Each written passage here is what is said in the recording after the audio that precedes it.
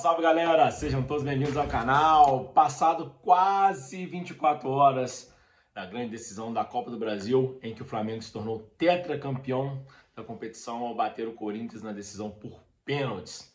Bom, passado 24 horas, deu para ver várias entrevistas, principalmente dos jogadores e do treinador, a principal do treinador, para saber o porquê das substituições, por que o Flamengo ficou tão recuado e por que o Flamengo se viu acuado no segundo tempo, depois de fazer um bom jogo em São Paulo, e um primeiro tempo razoável para bom, e o início do segundo tempo bom. Aí o Flamengo, depois disso, é amplamente dominado, correu o risco até de perder a final no tempo normal, não seria nenhum absurdo se o Corinthians tivesse virado a partida, porque o Flamengo no segundo tempo inexistiu, mas alguns pontos a gente tem que ser justo, né? Tem que ser justo. O Flamengo no primeiro jogo em Itaquera, lá na Neoquímica Arena, o Flamengo foi muito bem, poderia até ter saído de lá com uma vitória. O Santos sequer fez uma defesa lá em São Paulo. O Flamengo teve chance de fazer gol, uma com o Pedro, uma com o Gabigol, que eles saíram cara a cara com o Cássio, que saiu bem abafando. Teve algumas defesas boas do Fábio. O Flamengo jogou bem em Itaquera, não correu riscos lá. No Rio de Janeiro, o Flamengo abriu o placar no começo do jogo, com 7 minutos, parecia que deslanchar, porque o Flamengo, fora os primeiros 2 minutos que o Corinthians tentou abafar a saída de bola do Flamengo, depois o Flamengo pôs a bola no chão, começou a dominar, chegou a ter 82% de posse de bola no jogo de ontem, abriu o placar com o Pedro, numa bela jogada, Arrascaeta, Felipe Luiz, Everton Ribeiro, deixou o Pedro na cara do gol, fez 1-0, o Flamengo depois tomou o gol, recuou, aí sim entra o técnico dos jogadores, porque os jogadores instintivamente se recuaram e o treinador foi passivo ao ver o recuo no primeiro tempo e não resolver no intervalo, porque o Flamengo depois do gol tentou até fazer o segundo, teve chance de fazer o segundo, fez o segundo e foi anulado uma linha lá do VAR lá traçada, que foi meio estranho, né? Mas o Flamengo não é muito de ter, o torcedor do Flamengo não é de ficar chorando na arbitragem, né? No lance, eu achei que não estava impedido. A linha não está bem clara, traçada. O Flamengo fez 2-0 ali, mas foi lá. O Flamengo chegou a dominar muito o primeiro tempo.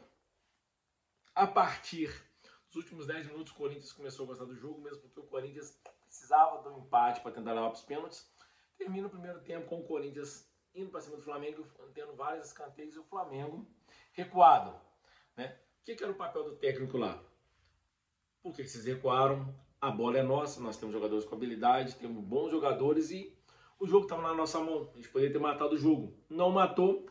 Volta para o segundo tempo, volta até no começo, um início bom do segundo tempo. O Flamengo tem 2 chances de matar o jogo. Uma com a Arrascaeta cara a cara com o Cássio, que ele tenta bater colocado e poderia ter soltado a pancada. Mas hoje em várias reportagens a gente viu que ele está sentindo uma lesão, e se ele solta a pancada ali, poderia ter agravado essa lesão, ou talvez ele sair da partida e perder para o final da Libertadores. Então, ele pode tentar dar aquele toquinho, se preservando por causa da pubalgia, por isso ele não soltou a pancada, que era o certo se fazer. E perdeu um gol com o Gabigol, que ele acaba perdendo tempo de bola e erra o voleio. Ali o Flamengo poderia ter matado o jogo contra o Corinthians, mas 2 pontos. O Flamengo, para esse jogo, não tinha volantes, né? Os volantes do Flamengo, o João Gomes estava suspenso, o Thiago Maia estava com uma lesão, né, que veio a calhar no meio do segundo tempo, né, ele jogou no sacrifício.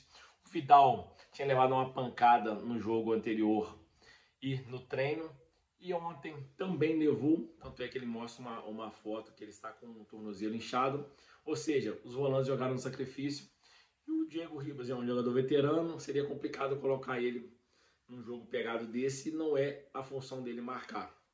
Dorival Júnior opta pelo Mateuzinho, que eu achei equivocada, poderia ter colocado o Fabrício Bruno, coisa que ele só foi fazer na hora de tirar o Thiago Maia. Colocado o Fabrício Bruno e colocado o Davi Luiz na volância, onde o Davi Luiz já atuou pelo Chelsea e pelo PSG. Isso não aconteceu. Quando entra o Mateuzinho, o Flamengo perde o meio campo, Dorival faz outras substituições equivocadas, tira o Pedro Arrascaeta. Arrascaeta até entendo por causa da lesão, o Pedro nem tanto. Mas tira, coloca o Everton Cebolinha e o Vitor Hugo. O Everton Cebolinha não teve a bola do contra-ataque, que era o seu forte, teve apenas uma, que ele acabou chutando para cima. E o Vitor Hugo entrou na roubada. Por que na roubada?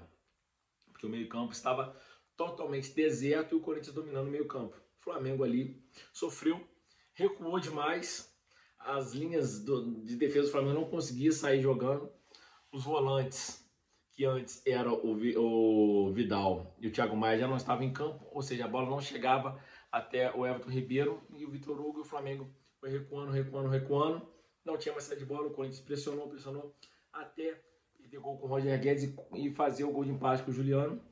O Flamengo correu o risco até de perder o jogo em tempo normal. A sorte do Flamengo, que a torcida do Corinthians acendeu o sinalizador, que freou o ímpeto do time, deu esfriada no jogo e conseguiu, o Flamengo conseguiu que o Corinthians esfriasse. O Flamengo não tinha mais força física, que eu acho até estranho, né? Porque o time não está jogando, o time está sendo preservado para essas finais da Libertadores e da Copa do Brasil. O time estava esgotado, mas o Flamengo não tinha banco para a Copa do Brasil, visto que outro volante, que é o Pulgar, ele está no Flamengo, porém não foi inscrito a tempo, não foi contratado a tempo da inscrição na Copa do Brasil. O que dificultou demais, né, é o Flamengo ontem. O Flamengo perdeu o meio campo, o Everton Ribeiro ficou sozinho, isolado, ele não conseguia sozinho segurar a bola.